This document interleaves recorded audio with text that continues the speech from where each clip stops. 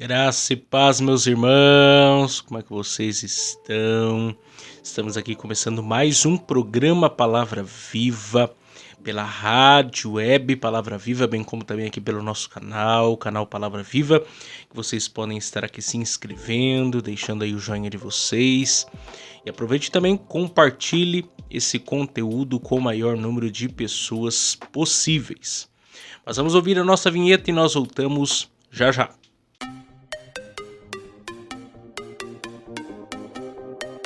Agora,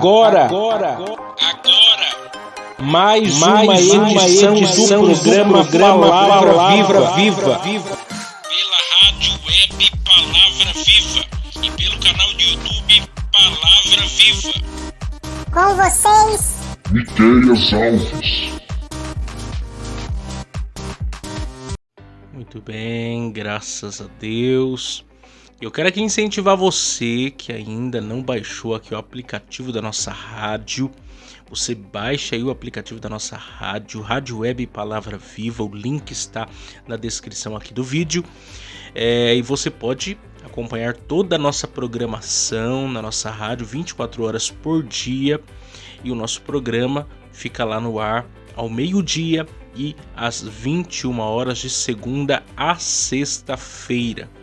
E tem outros conteúdos lá também, eu sempre tenho colocado lá música, tenho sempre colocado lá alguns podcasts de outros segmentos, de outros canais cristãos relevantes, como pregações, mensagens de outros pregadores relevantes também. E você pode ficar conectado lá, que sempre tem uma palavra de Deus para você na nossa rádio lá. E você também, quero aqui indicar para vocês se inscreverem no canal Miqueias Alves. O link também está aqui na descrição. Ontem eu postei lá podcast com meu amigo André Moreira, falando sobre a inveja. E eu quero muito que você vá lá conferir esse podcast e também se inscreva lá no nosso canal, para que o nosso canal também possa estar crescendo. Sempre estamos aqui produzindo um conteúdo relevante para vocês. Nós vamos ouvir os nossos patrocinadores e logo em seguida eu quero transmitir uma palavra para vocês aí que o Senhor tem me incomodado a transmitir para vocês. Eu não vou hoje dar seguimento à nossa série de exposições romanas, vou dar uma pausa hoje. Ontem tivemos também aqui participação especial com o presbítero Vanderlei, meu pai, que nos trouxe uma palavra, e hoje eu quero trazer uma palavra para vocês, porém não da nossa série lá da carta de Paulo aos Romanos, que eu vou retomar a partir de amanhã, se Deus assim nos permitir. Mas hoje eu quero meditar com vocês sobre o texto do Evangelho de Mateus. Então, fiquem atentos aí que eu tenho uma palavra para vocês.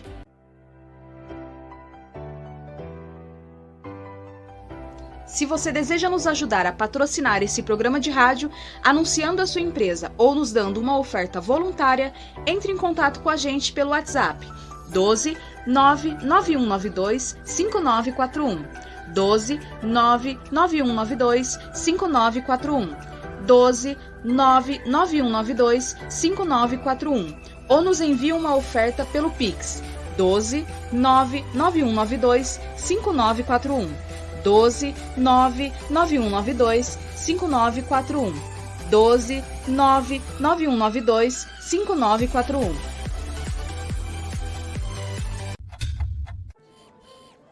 Pinda Baterias. Baterias somente para carros a partir de R$ 150 com troca e até 3 vezes sem juros. Situado na Avenida Doutor Fonte Júnior, 1149, Maria Áurea, Pindamonhangaba, São Paulo. Telefone 12 3648 8135 ou 12 99191 3026. Tratar com Neide Ramos ou Cláudio Bueno.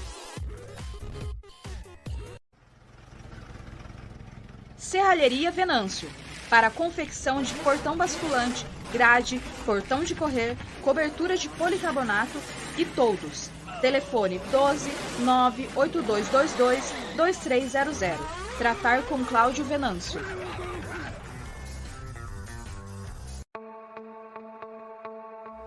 Mercearia Betel. Atenção lancheiros, produzimos o melhor pão de hambúrguer da cidade. Situado na Rua Bulgária, 355, Pazim, Pindamonhangaba, São Paulo. Telefone 12 98896 3701. Tratar com Wesley. Agradecemos aqui também a Giliar e Engenharia, situado na Galeria Barão, Box 14, centro de Pindamonhangaba, São Paulo. Telefone 12 98105 4725. Tratar com Eliel Ferreira para aprovação de projetos, desmembramento e unificação de lote. Muito bem, graças a Deus. Eu quero hoje, então, transmitir aqui uma palavra da parte de Deus para vocês, que se encontra no Evangelho de Mateus. Evangelho de Mateus, versos 21 a 26. Domingo passado agora, eu ministrei uma aula de escola bíblica dominical com um tema falando sobre que de fato seria o homicídio, o verdadeiro homicídio, o que seria isso?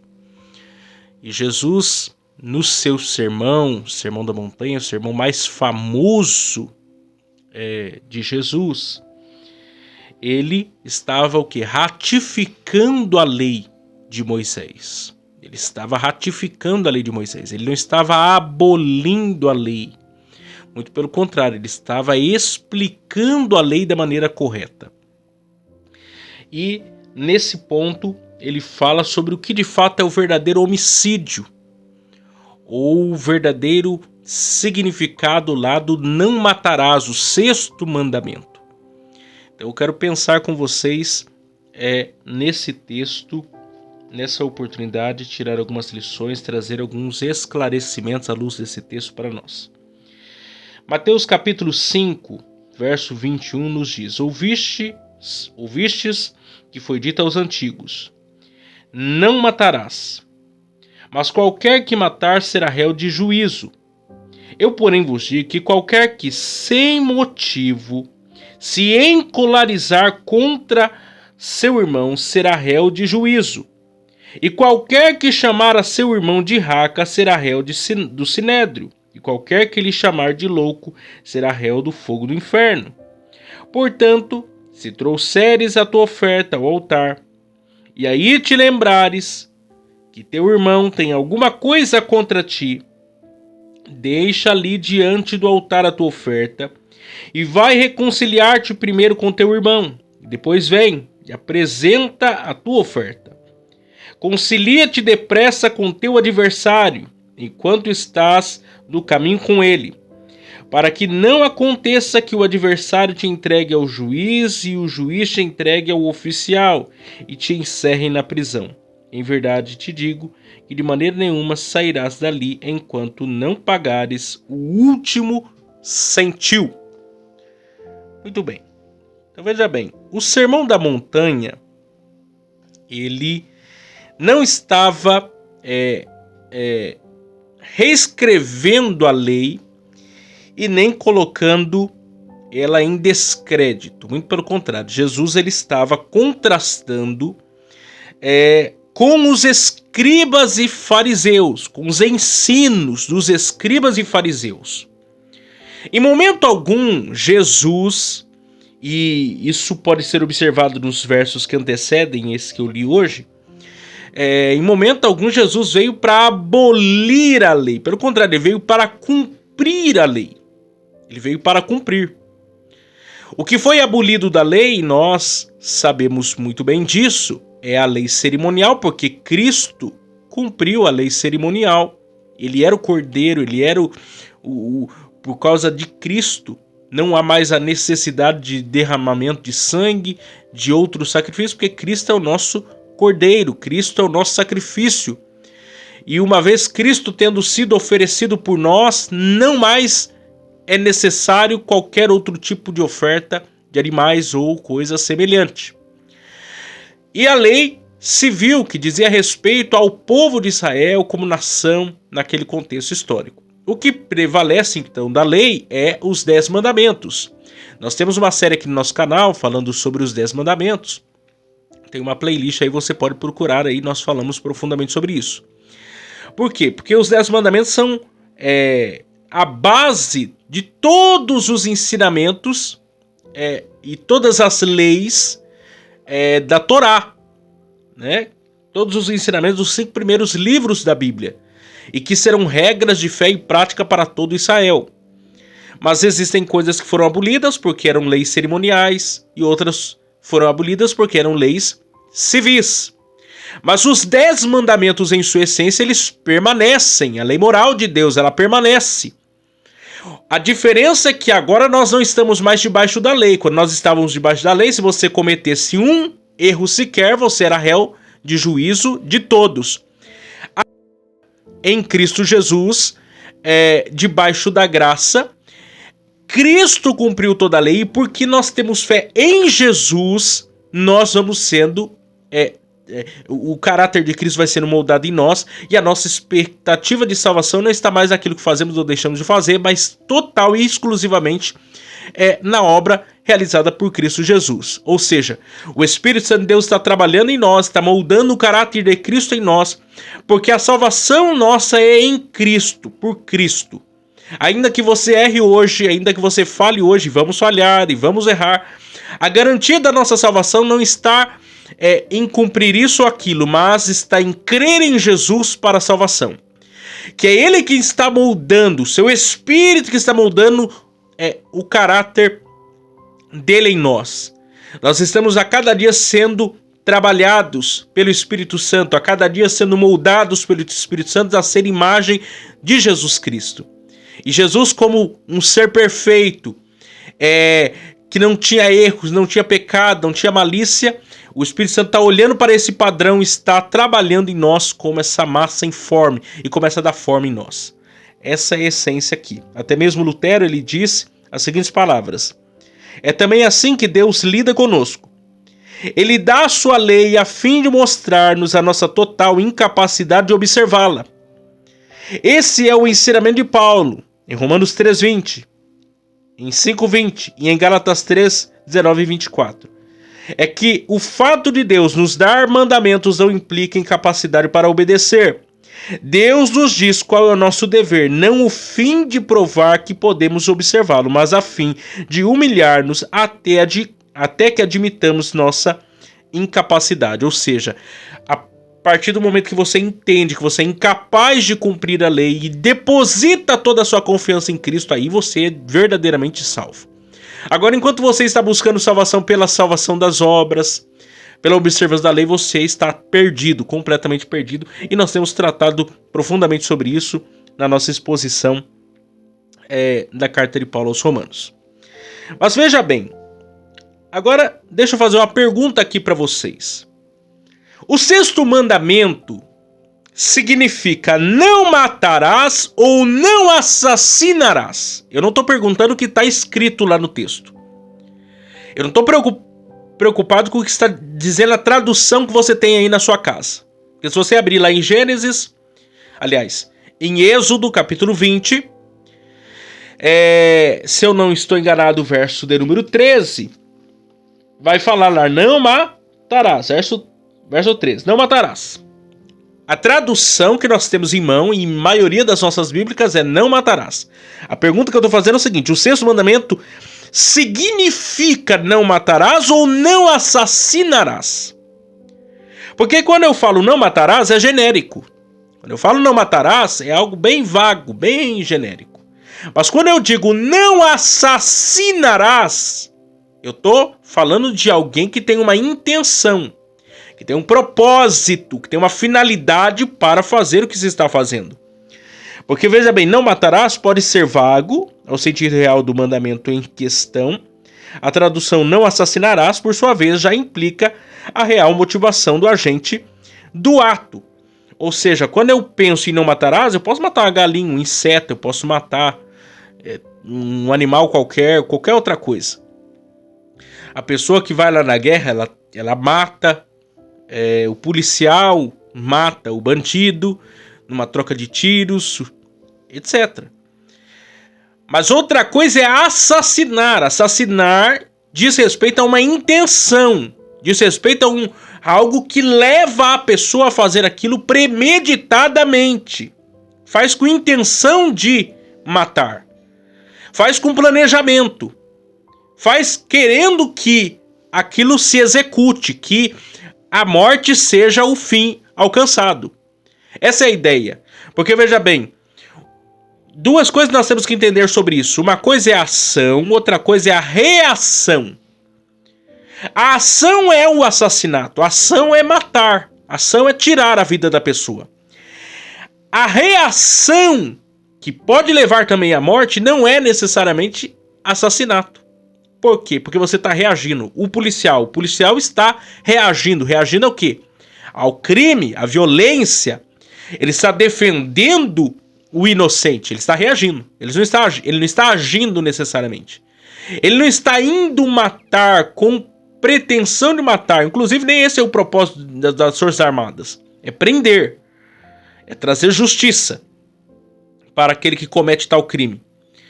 Mas, diante de certos contextos, ele precisa o quê? Reagir. Como alguém, um cidadão de bem, um cidadão civil que muitas vezes tem que reagir a alguma situação. E pode levar outro a óbito. Não quer dizer que ele é um assassino. Porque ele está reagindo a um ato. Por exemplo, vou dar um exemplo bem clássico nas escrituras. Davi. Não há uma represália da parte de Deus para com Davi em relação a ele ter matado Golias. Pode procurar, não tem. Porém, a represália da parte de Deus quando Davi matou Urias, esposo de Betseba. Porque ele estava matando como uma reação, como um soldado em defesa ao povo de Israel, fazendo o seu trabalho como oficial, como Jesus falou isso a Pedro, quando ele lançou mão da espada e cortou a orelha de Malco. Davi, quando mandou colocar Urias à frente do exército, ele mandou fazer isso porque ele tinha a intenção de matar Urias, para esconder o seu pecado de adultério com Betseba. Quer dizer, ali ele agiu premeditadamente, ali é assassinato, e Deus cobrou isso de Davi. Porque uma coisa é uma coisa, outra coisa é outra coisa. E é aqui a raiz disso que Jesus está aqui nos dizendo, está aqui nos falando sobre o verdadeiro significado e entendimento do que é o homicídio, o não matarás. Jesus vai na raiz daquilo que é o problema do sexto mandamento.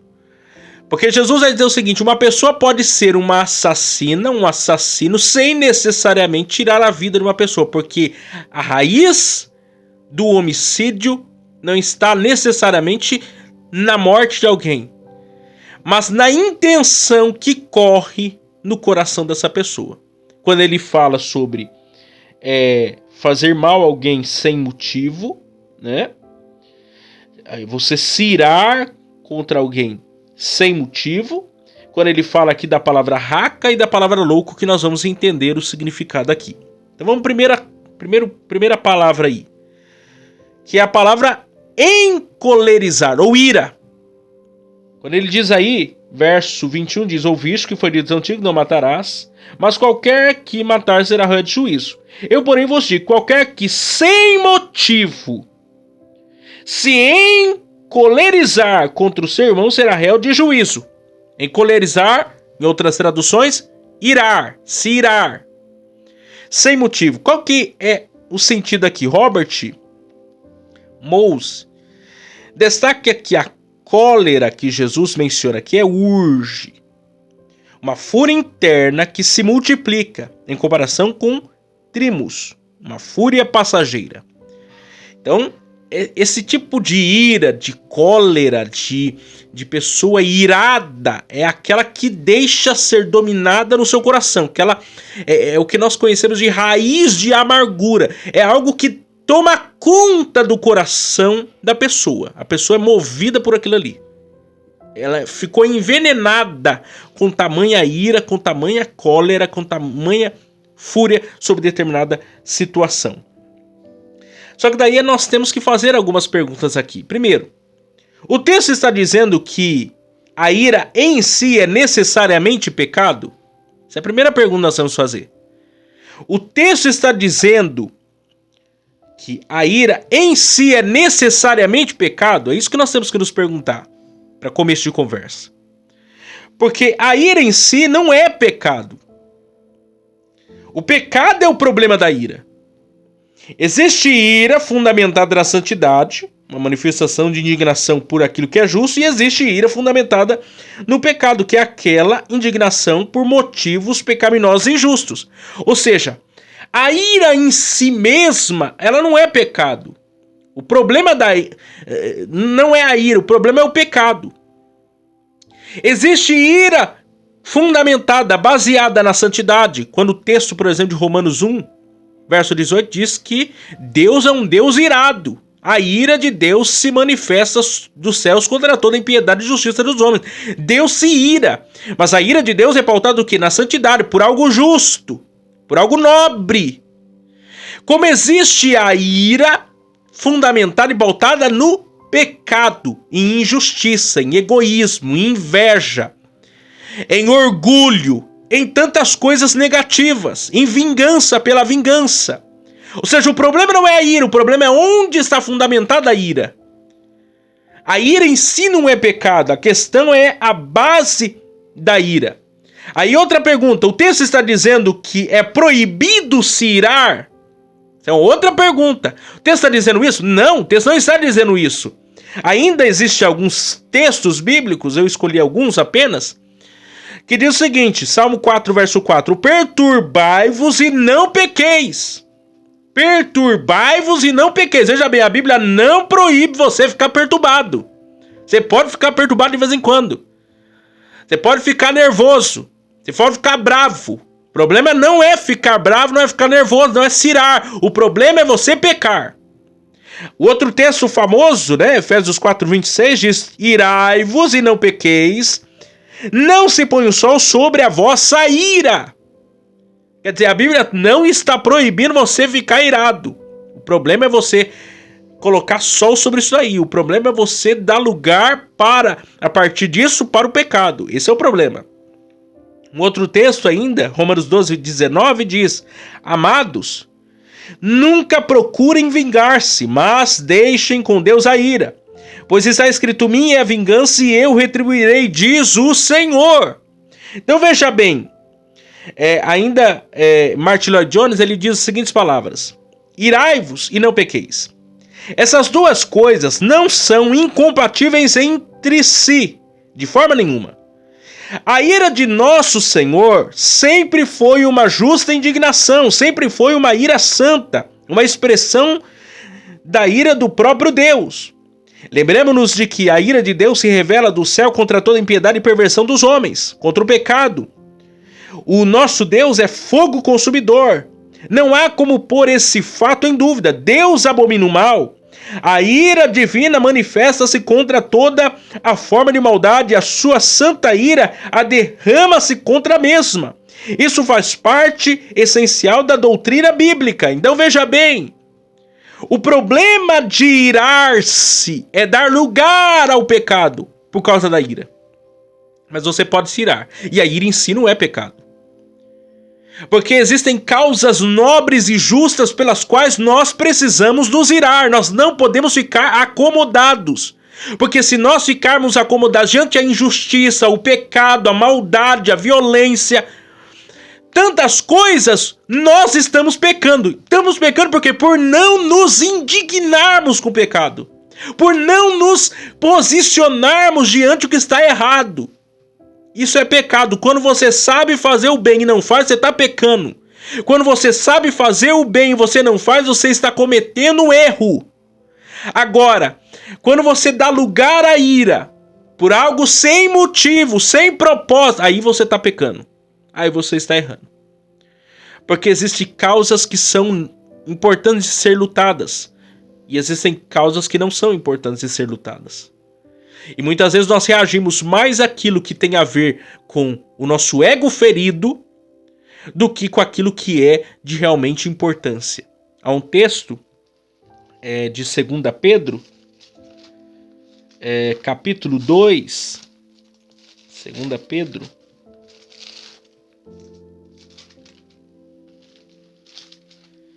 2 Pedro capítulo 2, verso 21 a 25. Porque para isso sois chamados, pois também Cristo padeceu por nós, deixando-nos o exemplo, para que sigais as suas pisadas. O qual não cometeu pecado, nem na sua boca se achou engano. O qual, quando injuriavam, não injuriava. E quando padecia, não ameaçava, mas entregava-se àquele que julga justamente. Levando ele mesmo em seu corpo os nossos pecados sobre o madeiro, para que, mortos para o pecado, pudéssemos viver para a justiça, e delas suas feridas fossem sarados. Porque ereis como ovelhas desgarradas, mas agora tendes voltado ao pastor e bispo da vossa alma.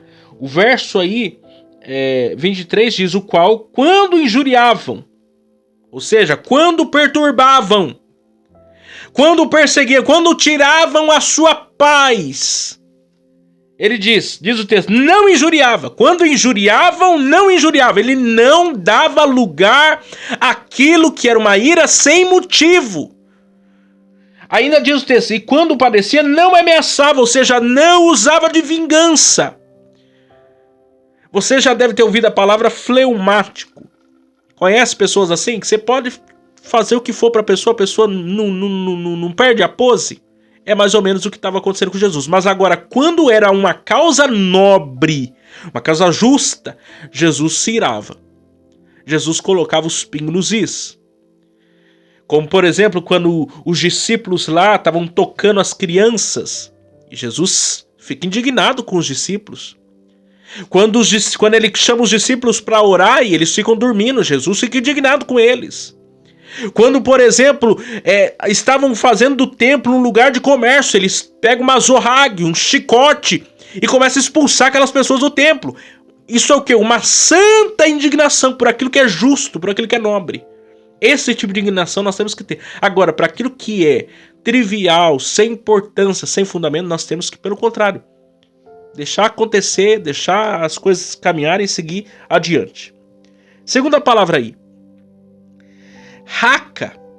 Você já deve ter ouvido uns zilhões de vezes essa palavra. E eu penso que muitos ainda não entenderam o significado dessa palavra.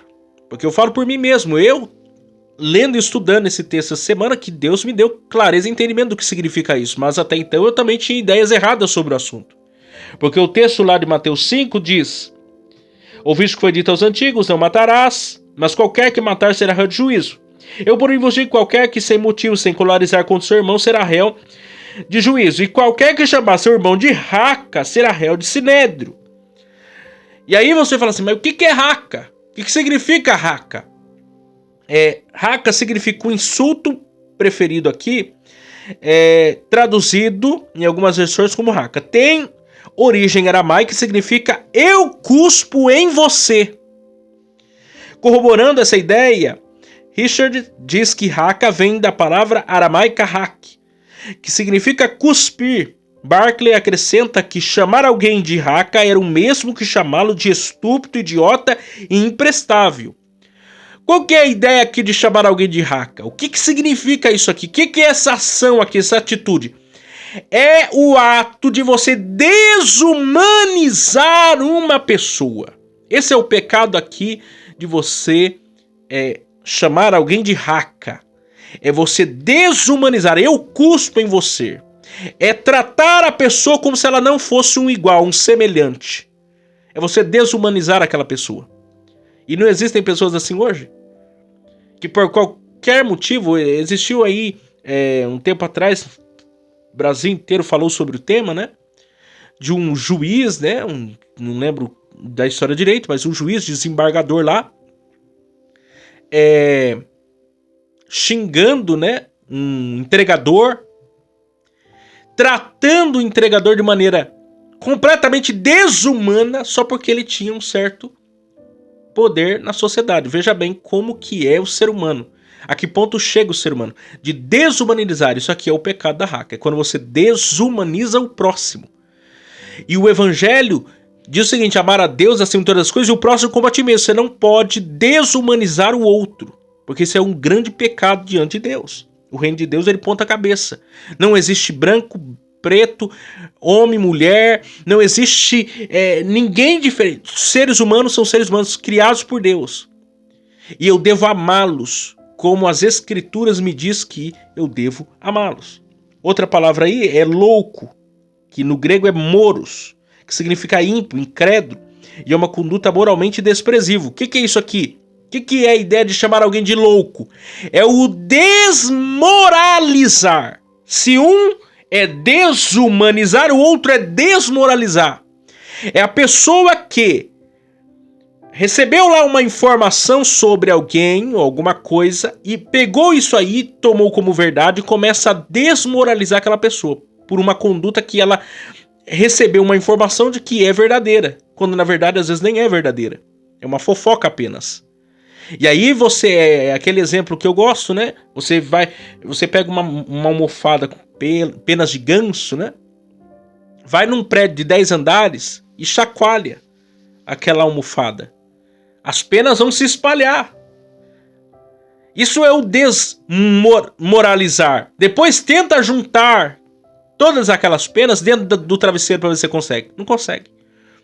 Porque essa ideia de desmoralizar é você espalhar, é você estragar aquilo que está sendo feito. Então o que o texto está dizendo? Número 1, que pecado é uma pessoa se irar contra outra sem motivo justo. Segundo, que pecado é uma pessoa desumanizar a outra por ira pecaminosa. A ideia da raca, o cuspe em você. Terceiro, que pecado é uma pessoa desmoralizar a outra por ira pecaminosa, chamando de louca. Essa conduta moralmente desprezível. É você falar algo do qual você não tem qualquer certeza.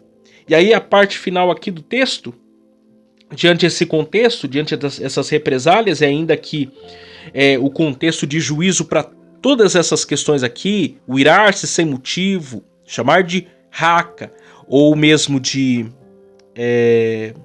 chamar de raca ou de louco, Jesus apresenta os lugares de julgamento. Um será réu de juízo, o outro será réu do sinédrio, o outro será réu do fogo do inferno. Veja quão sério as consequências desses erros, desses pecados. Então a gente tem que tomar cuidado com aquilo que a gente está fazendo. Às vezes a gente acha que o não matarás é só não matarás. Eu nunca matei alguém, nunca peguei uma arma, seja branca ou seja uma arma de fogo e tirei a vida de alguém. Então eu não cometi esse pecado. Mas talvez você desmoralizou alguém. Mas talvez você desumanizou alguém. Mas talvez você irou-se sem motivo. E todas essas coisas trazem consequências negativas para a nossa vida. E aí a parte final do texto. Jesus diz, portanto, se te trouxeres a tua oferta ao altar, e aí te lembrares que teu irmão tem alguma coisa contra ti, deixa ali diante do altar a tua oferta, e vai reconciliar-te primeiro com teu irmão, e depois vem e apresenta a tua oferta. Concilia-te depressa com teu adversário, enquanto estás no caminho com ele, para que não aconteça que o adversário te entregue ao juiz, e o juiz te entrega ao oficial e te encerre na prisão. Em verdade te digo que de maneira nenhuma sairás dali enquanto não pagares o último centil. Então veja bem, Jesus traz todo esse contexto para o ambiente do quê? Do culto. Porque isso aqui é muito sério, gente. Jesus está falando de um povo que está se deixando ser dominado pela ira, que está desumanizando o próximo, que está desmoralizando o próximo, e depois ele vai no culto, ele vai na igreja oferecer culto, ele vai levantar a mão, ele vai dar glória a Deus, ele vai dar aleluia, ele vai cortar uma cana aqui, ó, vai rodar uns pratos de pizza lá, e acha que isso Deus está aceitando a ele, e entendeu errado o culto. Se você diz, ainda 1 João diz, se você diz que ama a Deus, mas não ama o próximo, você é mentiroso, você não tem o amor do Pai. Porque eu não posso dizer que eu amo a Deus que não vejo, e eu não consigo amar o próximo que eu vejo. Eu não posso dizer que eu tenho comunhão com Deus, eu não tenho comunhão com meu irmão. Isso é um pecado. A gente está enganado sobre culto, adoração, a gente está enganado sobre tudo. Está enganado. Martin Lloyd Jones, ele diz, os olhos de Deus não Aos olhos de Deus não há qualquer valor em um ato de adoração se eu estiver nutrindo algum pecado do qual eu tenha consciência. Ou seja, Deus está mais preocupado com o ofertante do que com a oferta. Às vezes Deus até gosta da oferta, mas rejeita por causa de quem a ofertou. Para Deus, pessoas são mais importantes do que coisas. No altar do Senhor não existe espaço para falsidade nem para teatralização. Entenda uma coisa aqui: aquilo que muitas vezes está sendo aceitado pelos homens da terra está sendo rejeitado por Deus nos céus. Porque o culto, a adoração, o louvor não é para homens, é para Deus. Quem recebe o seu louvor, quem recebe a sua adoração não são os homens, não é pastor, não é líder, não é o irmão da direita ou da esquerda. Quem recebe o seu louvor, quem recebe a sua adoração, o seu culto a Deus é Deus. E ainda que os homens aceitem esse culto, pode ser que lá no céu Deus esteja vomitando na sua boca. Porque a adoração tem que chegar no céu como incenso suave. Aí Deus sabe que você não tem comunhão com o seu próximo, como é que ele vai aceitar o seu culto? Não vai aceitar.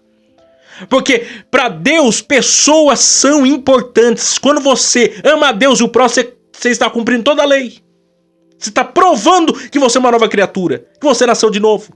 Ainda, então Jesus aqui nos ensina. Jesus nos ensinou de maneira bem didática que adoração sem comunhão é igual profanação.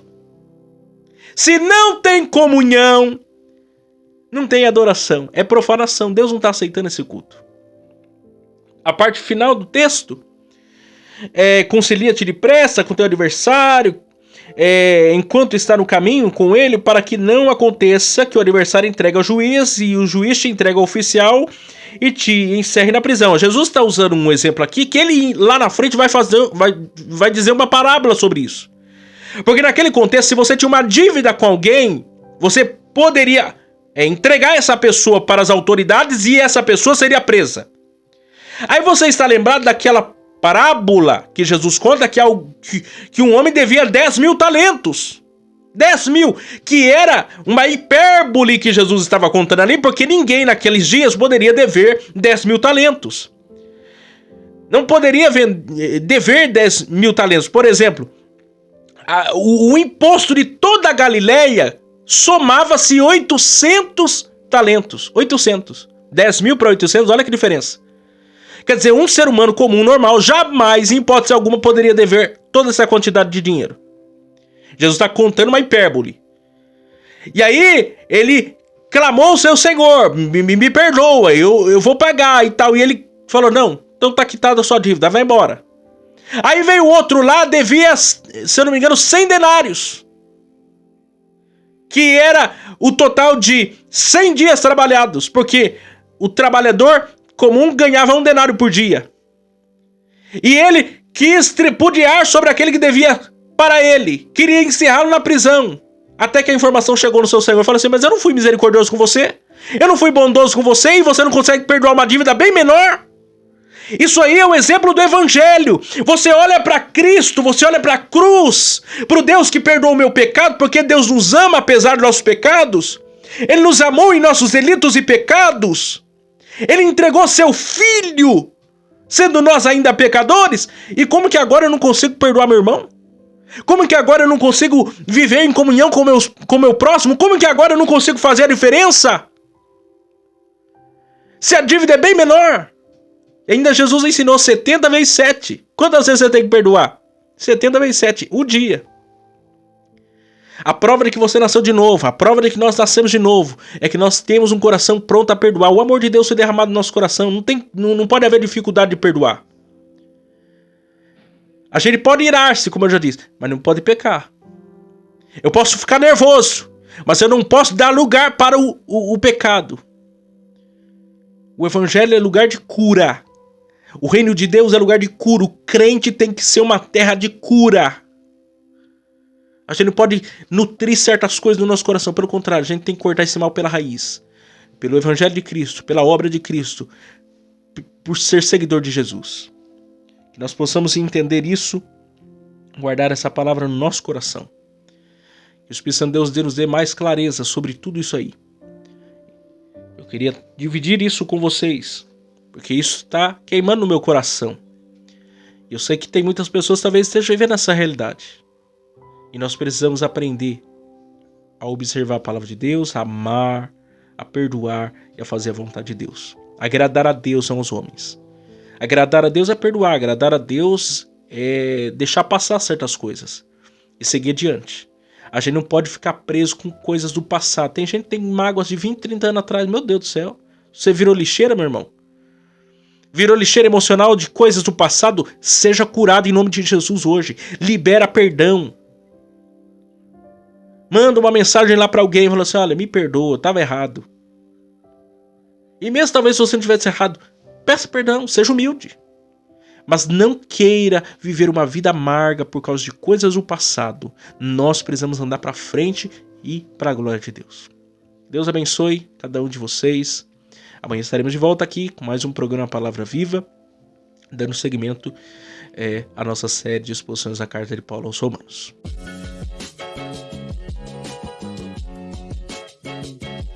Chegamos ao final de mais um programa Palavra Viva.